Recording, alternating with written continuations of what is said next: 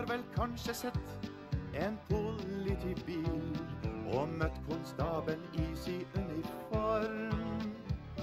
Men ingen bil er som lille Pelle, han liker fart og ula som en storm. Sjåføren hans heter onkel Richard og har en bil som er i kjempeform. Hans navn det er Pelle og kjører på vei og gate.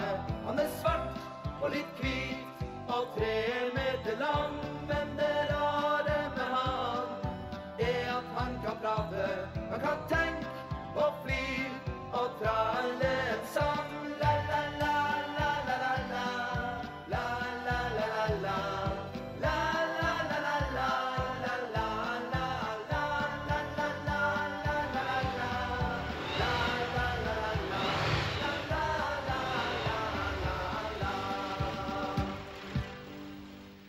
Du husker kanskje at han Pelle politibil og politimannen han Richard ble gode venner i første episode. De har vært ute på sin første kjøretur, og han Richard har fått vite at han Pelle kan snakke akkurat som et menneske. Og han Pelle er veldig glad når de kjører tilbake til politistasjonen.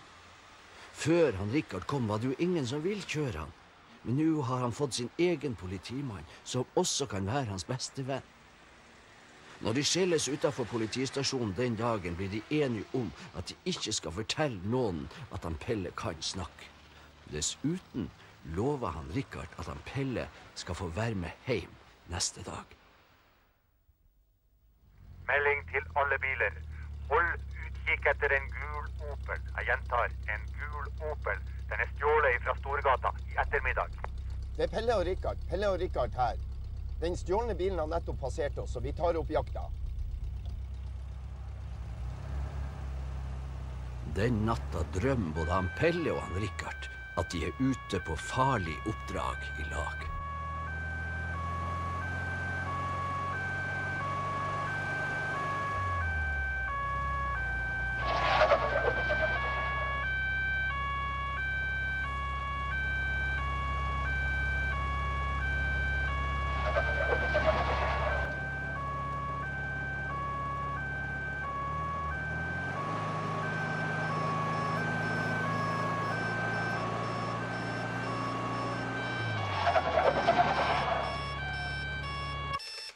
Stopp, Pelle! Vi kjører ut for veien! Hjelp!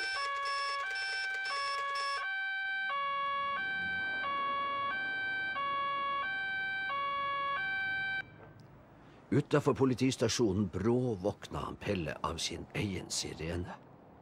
Litt flau ser han seg rundt og tenker at det var bra at han Richard ikke så han. Da hadde han nok sikkert fått seg en god latter. Det var jammen nifst. Jeg er glad ikke han Pelle så meg nå. Han har fått seg en god latter. Han Pelle gnir søvn ut av lykteglassene sine. Kjem ikke han Richard snart? Men så oppdager han at klokka på dashbordet bare er 7:15. Lenger oppe i byen kan jeg høre at hanen til borgermesteren begynner å gale. Det er morgen.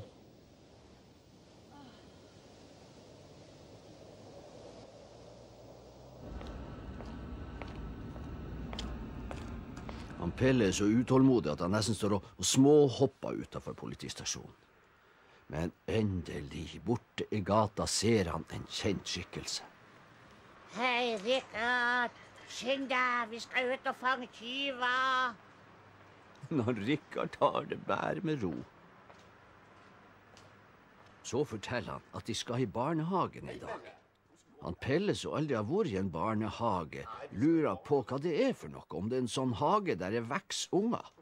Hvis han Richard har tenkt å arrestere unger, så blir det i hvert fall ikke han Pelle med.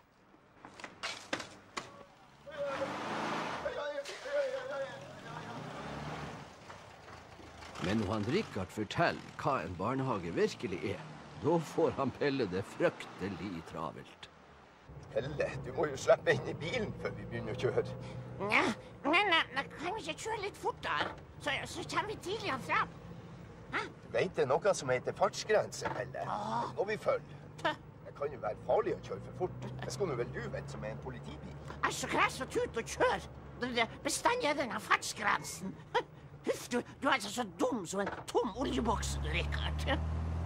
Han Pelle er fornærmet for at han ikke får kjøre så fort som han vil. Det nytter ikke at han Rikard forklarer at de har god tid, og at de ikke kan komme til barnehagen før ungene venter de dit.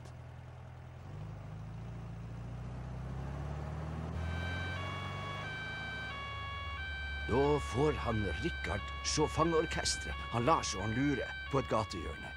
Han kjører bort og stopper, og når de tar en trafikksmilesang, så blir han Pelle fort i godt humør. Jeg vet om en bil som vanligvis er kjempegrei, men får han ikke viljen, kan det bli stor ståhei. Da knirker det i lager, og han slipper sur eksos. Sinte biler har ikke den fine kjørekos. Heng på et smil, og godt humør. Ta frem et smil, gi en fart når sinnet klør. Gjem bort alle sure miner bak ei dør. Heng på et smil, og godt humør. Sinnet dett kan smette meg, som er en blid sjåfør. Da kan vi kollidere, eller også utfor kjør. Og blir vi rød i toppen, så roer vi oss ned. Og henter frem et smil, før vi fortsetter av sted. Heng på et smil, og godt humør. Ta frem et smil, i en fart når sinnet klør. Gjem bort alle sure miner bak i dør. Heng på et smil, og godt humør. Heng på et smil, og godt humør. Ta frem et smil, i en fart når sinnet klør. Gjem bort alle sure miner bak i dør. Heng på et smil, og godt humør. Og så mer sjokolade. Langeleif er som vanlig mest opptatt av søtsaker. Da har vi en avtale. Ja, Ja. det er greit. Ja. OK, ha det. Ha det. Ha det bra. Se, for en fin politibil han Pelle er. Ja, han ser så koselig ut. Ikke sant? Ja visst.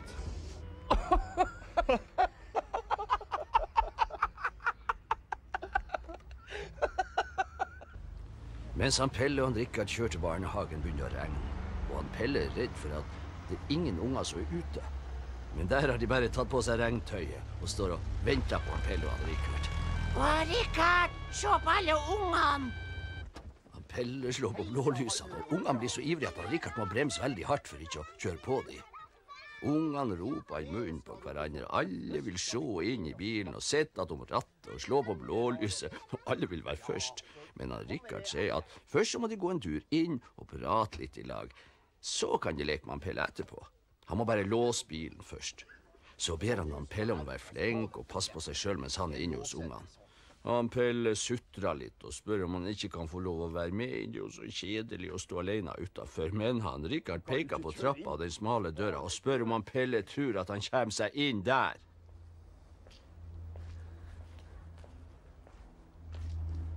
Ha det, Rikard. Hvis du blir lenge inne, så kobler på sirenen. Da vet jeg i alle fall at ungene kommer ut.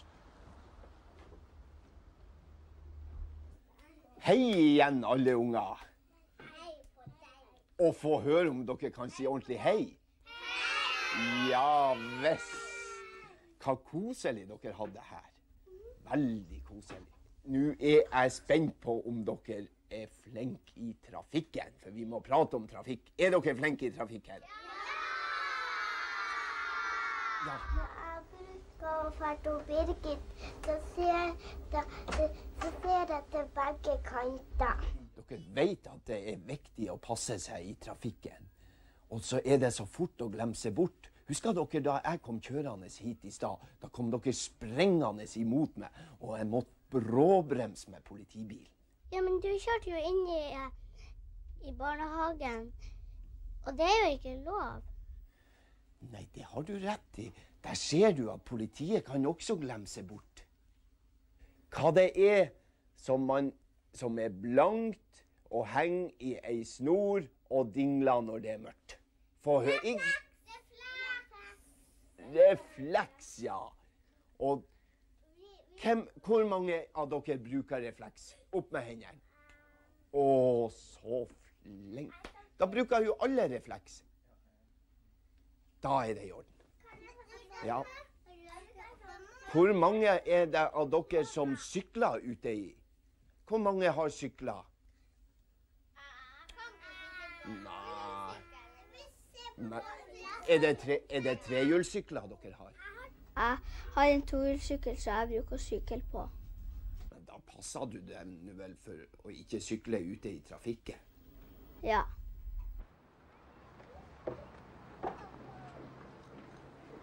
Når ungene og han Rikard har pratet en stund, så går de ut for å se på han Pelle. Og der har han Rikard en overraskelse til dem. Vet dere, på veien hit så traff jeg noen som var så veldig flink å spille og synge. Og de lovte å komme hit for å ta en sang til dere. Og det er en sang om trafikk og sykling.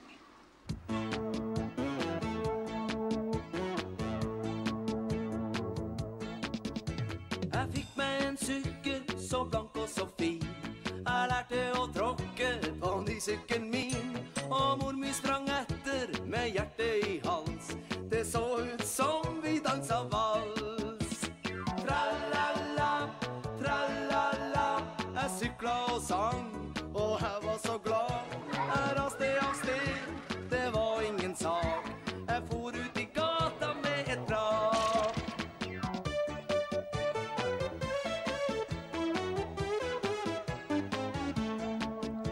Men ute i gata, der gikk det for fort. Jeg var litt uheldig, og så var det gjort. Jeg føk over styret og landa på haug. Og mor mi trodde minst at jeg var død. Ja, jeg var for sna, og gata var hard. Og kulen oppi hauget mitt var stor og stygg og rar. Jeg reiste opp sykkelen, den hadde visst fått et framhjul som var bra forslått.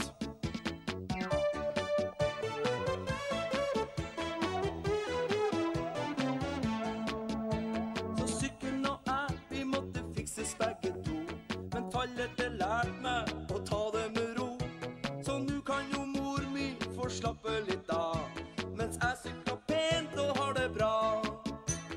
Tra-la-la, tra-la-la. Jeg sykler og søng, og jeg er så glad. Jeg trillet av gårde, det er ingen sak. Men fær ut i gata uten brak. Tra-la-la, tra-la-la, tra-la-la, tra-la-la, tra-la-la, tra-la-la,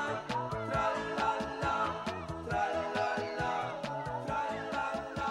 Og etter at de hadde sunget og danset, så var det saft og boller til alle ihop.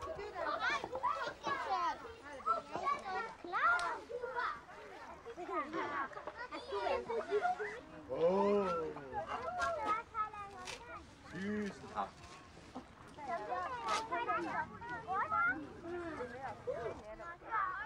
Vet dere hva politibilen min heter? Kjetil. Nei. Simen. Nei. Kristoffer. Nei. Kanskje han heter Pelle? Ja, han heter Pelle. Hva er det da for noe? Har dere lyst til å se inn i han Pelle? Ja. Ja. Og så har han blålys her. Har han blålys. Og så har han sirene. Og den er litt nifs, og nå kommer lyden. Når han Rikard slår på sirenen, høres det over hele plassen og langt ned i byen. Ungene blir så forskrekket at de sprenger til alle kanter, og han Rikard må skynde seg å slå av sirenen igjen.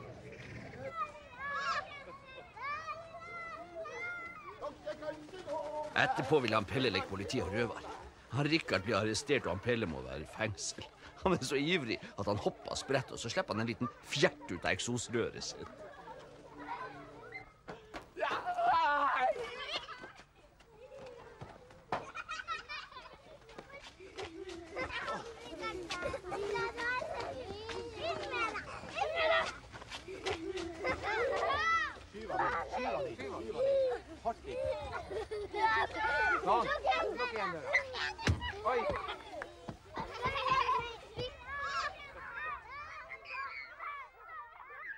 Han Rikard er så fælt å rømme at ungene må tro med å sette han i et ordentlig fengsel nede i byen.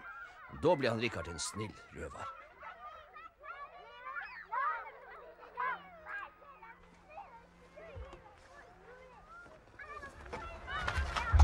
Hvorfor blinker han Pelle med blålysene og ikke du er i nærheten?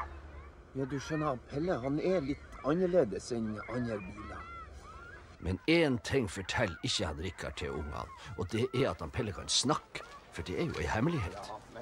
Men nå er jo klokka blitt så mange at han Pelle og han Rikard må dra tilbake til politistasjonen. Han Pelle har ikke lyst til å dra derifra, men han Rikard står på sitt. Ha det bra, og må dere være flinke i trafikken, og husk å bruke refleks. Ha det!